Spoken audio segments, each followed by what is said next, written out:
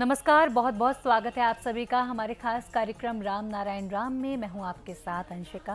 कार्यक्रम राम नारायण राम की श्रृंखला निरंतर चल रही है और इस श्रृंखला में हम बहुत कुछ समझ रहे हैं। कार्यक्रम में समझ रहे हैं हम बहुत सारे विचारों को और हमारे जो मन में शंकाएं हैं उनका भी हमें समाधान मिल रहा है। सभी विचारों को समझ रहे हैं। अभी जो समाज में चल रहा है वो सब समझ रहे हैं, लेकिन बालक ब्रह्मचारी जी के दृष्टिकोण से, उनके नज़रिए से, और उनके नज़रिए को समझने के लिए, समझाने के लिए, हम सभी को बताने के लिए हमारे साथ कार्यक्रम में उपस्थित हैं संतान दल के प्रेसिडेंट शंकर सरकार जी और हमारी एक बहुत खास मेहमान संगीता मुखर्जी जी। आइए दोनों का कार्यक्रम में शुरुआत करते हैं, स्वागत करते हैं और चर्चा को शुरू करते हैं। बहुत बहुत स्वागत है आपको। राम नारायण राम नारायण।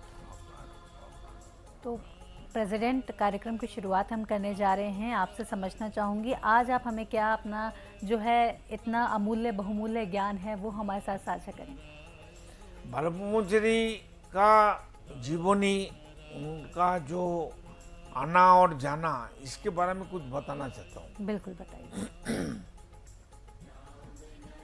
बालक ब्रह्मचारी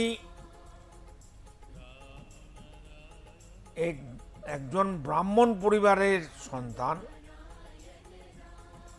তার দেহটা গৌরাঙ্গ মহাপ্রভুর দেহ, যিনি চৈতন্যদেব ছিলেন। इनका जन्म एक हिंदू परिवार में हुआ था और उनका जो शरीर है वो चैतन्य महाप्रभु का ही शरीर था।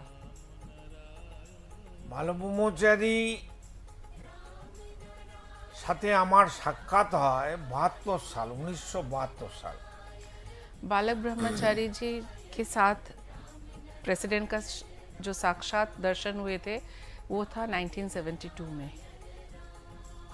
আমার আত্মীয় স্বজনরা বজবজে থাকে, তারা আমাকে জবরদস্তি ধরে বেঁধে নিয়ে গেছিল সুকচর বালক ব্রহ্মচারীর বাড়িতে। प्रेसिडेंट के एक वेस्ट बंगाल में जगह है बौज बौज, वहाँ पे उनके रिश्तेदार इनको एक प्रकार ज़बरदस्ती ही अपने साथ लेके गए थे बालक ब्रह्मचारी जी से दर्शन कराने। তো আমি যখন ট্রেন থেকে নেমে রিক্সা করে আশ্রমের কাছে এলাম, নামলাম, সেটা অনেক দূরে। जब प्रेसिडेंट ट्रेन से पहले उन्होंने सफ़र किया, उसके बाद जब वो रिक्शा करके वहाँ पहुँचे वो बहुत ही दूर था পুরো লাইন ছিল। और वहाँ इतनी भीड़ थी उनके दर्शन के लिए कि वहाँ बहुत ही लंबी लाइन लगी हुई थी। তো 10 মিনিট বাদ আশ্রম থেকে একজন লোক এসে আমাকে ডাকাডাকি করছে, শঙ্কর সরকার কে আছেন সোনারপুরে। अचानक ये करिश्मा हुआ। 10 मिनट ये थे लाइन में, बहुत ही पीछे प्रेसिडेंट का नंबर था, लेकिन एकदम से किसी उन्हीं के शिष्य ने आके बोला कि यहाँ शंकर सरकार कौन है जो सोनारपुर से आए हैं। তো আমি প্রথমে বুঝতে পারছি না হয়তো সোনারপুরে আরও কেউ শঙ্কর সরকার এসছে। আমি অনেকক্ষণ চুপ ছিলাম, কিন্তু ওই ভদ্রলোক আমার দিকেই তাকিয়ে তাকিয়ে বলতে বলতে এসেছে। তখন আমি বললাম আমি শঙ্কর সরকার। और जब इतनी भीड़ में प्रेसिडेंट भी थे तो उन्होंने पहले तो ऐलान किया कि शंकर सरकार कौन है। तो ये पहले चुप रहे कि शायद मैं तो यहाँ, मुझे कोई जानता नहीं है, ये किसी और को पुकार रहे होंगे। लेकिन जब काफ़ी देर तक वो पुकारते रहे तो वो शिष्य एकदम से इनके सामने आके खड़े हुए और बोले कि आपको गुरुजी ने अंदर बुलाया है। তখন আমি ওনার হাত ধরে ভিড় ঠেলে একদম 4 তলার উপরে 3 তলায় চলে গেলাম, লাইনের পাশ দিয়ে। उसके बाद इन्होंने उन शिष्य का हाथ पकड़ा और लाइन तो बहुत लंबी ही थी, लेकिन वो साइड से किसी तरह से ऊपर 3री मंजिल पे शायद थे गुरुजी, वहाँ ये लोग गए। प्रेसिडेंट, उस टाइम आपकी उम्र कितनी रही होगी? 22 साल। अच्छा, उस टाइम इनकी उम्र 22 साल की थी।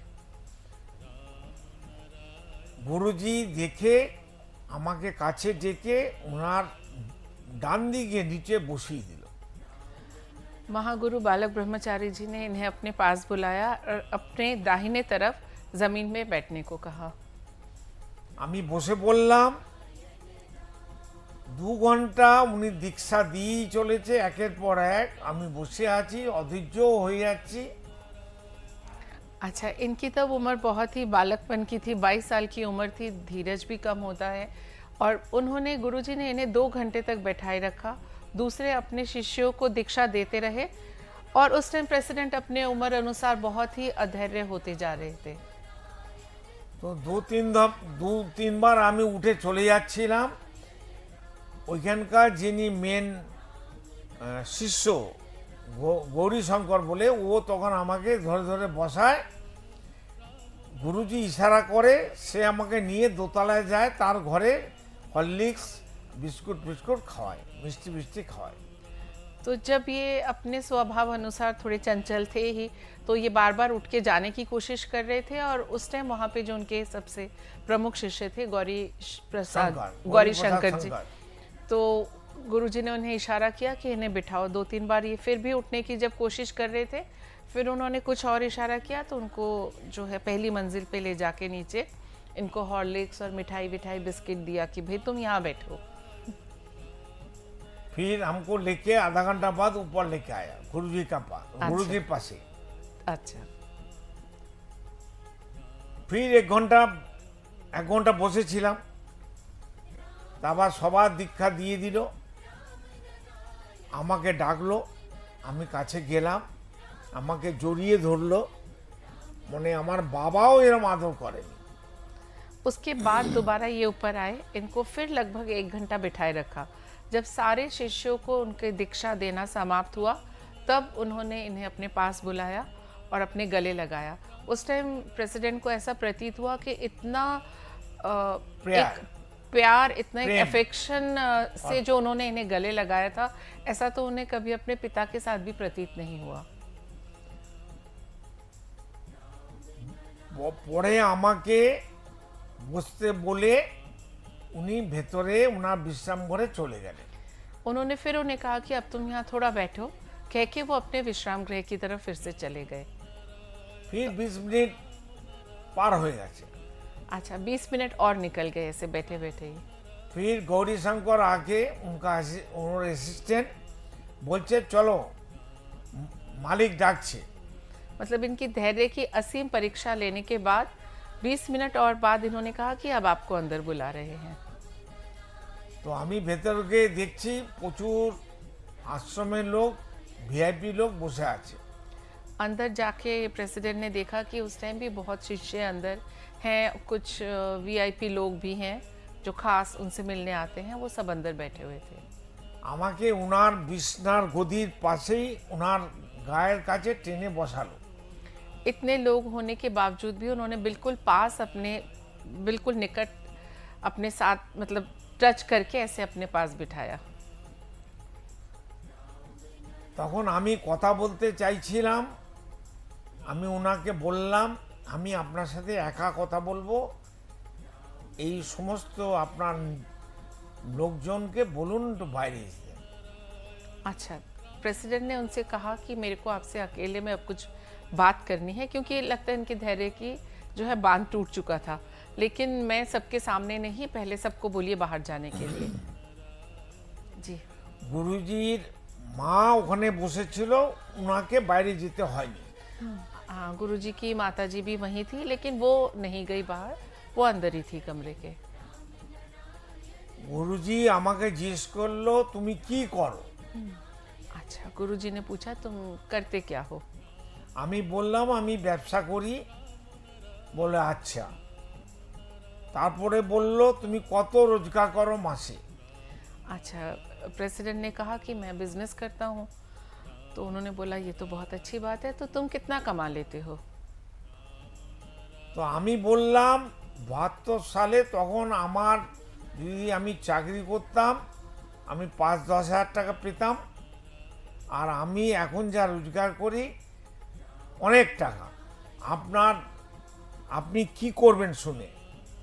अच्छा, इन्होंने कहा कि अगर मैं कोई साधारण नौकरी करता तो शायद 5-10 हज़ार मेरी इनकम होती মাসে।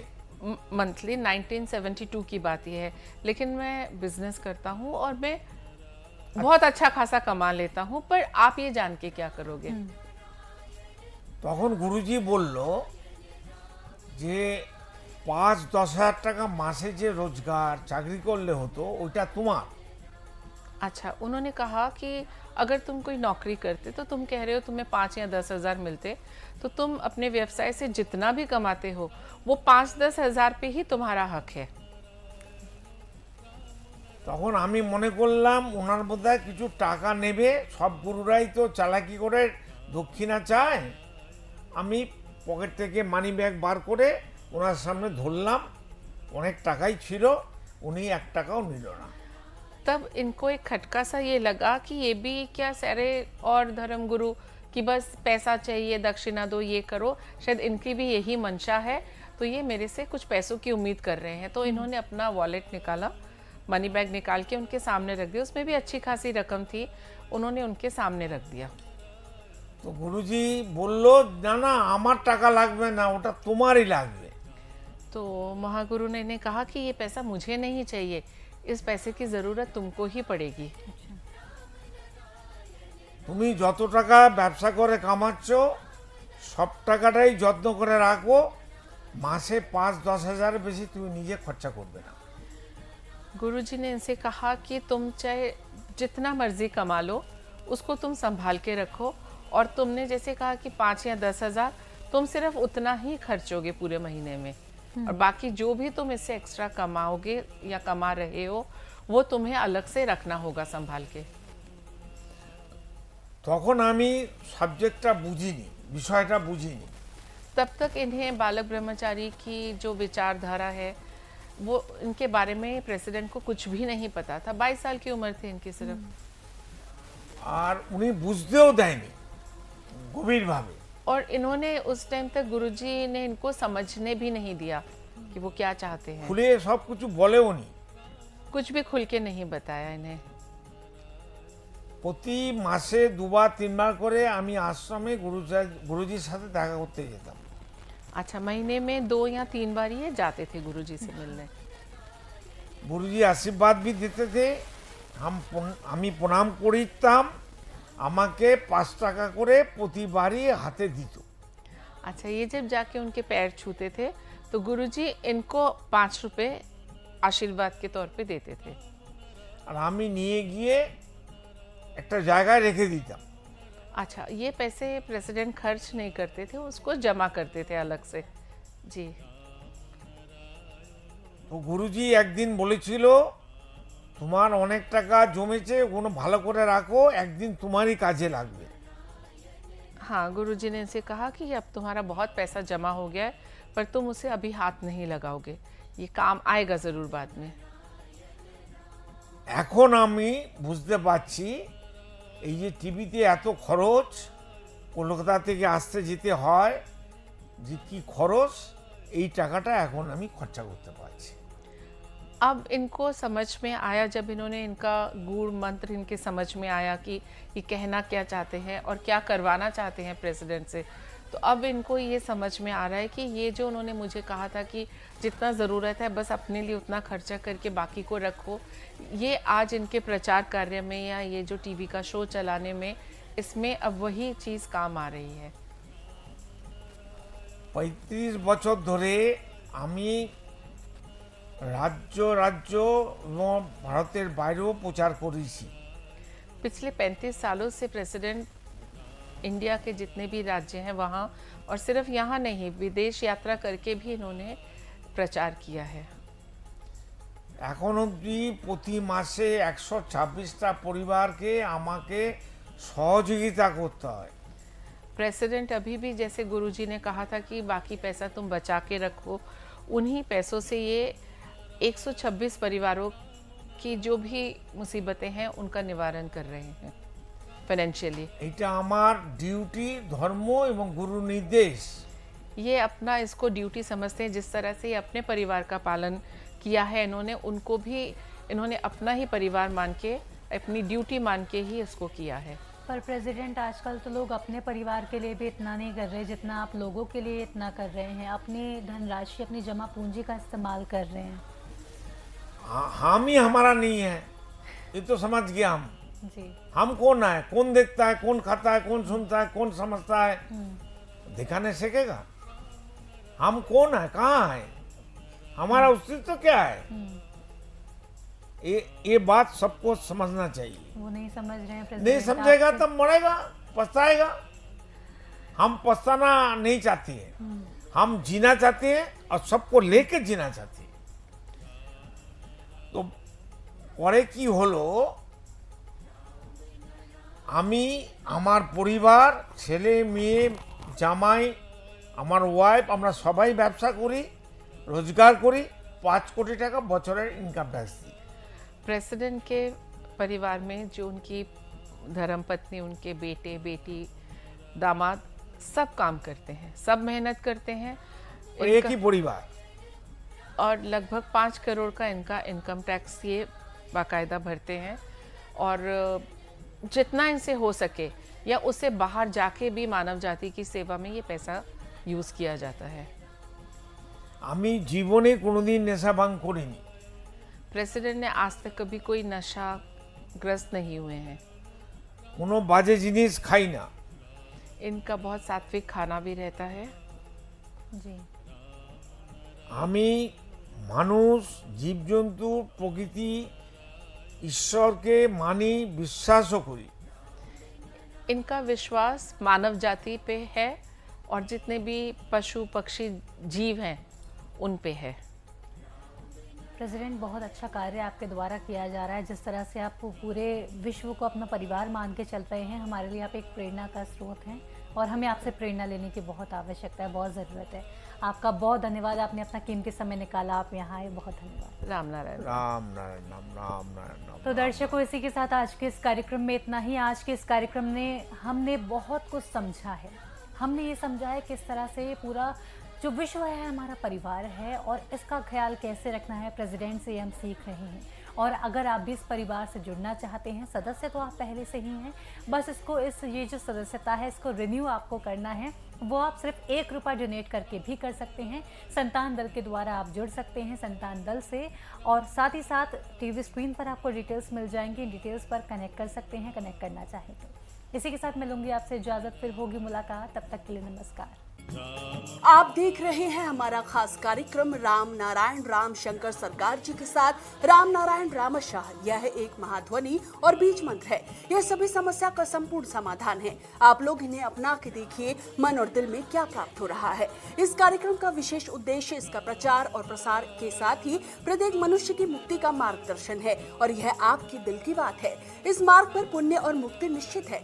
इस कार्यक्रम के माध्यम से संतान दल द्वारा चलाए जा रहे श्रेष्ठ सेवाओं से जुड़कर सबके कल्याण के लिए इस नए कार्य का हिस्सा बन सकते हैं, और वृद्धाश्रम, गौशाला, गरीब और वंचित बच्चों की शिक्षा का भी सहयोग और समर्थन कर सकते हैं। संतान दल सबका एक ही परिवार है। अकाउंट नेम संतान दल, account number 266505000657, IFSC code ICIC 000265। पूरी तरह जानने के लिए आप संस्था के फोन नंबर पर संपर्क कर सकते हैं। Phone number 6291342066, 9836073503। Email ID santandal1960@gmail.com।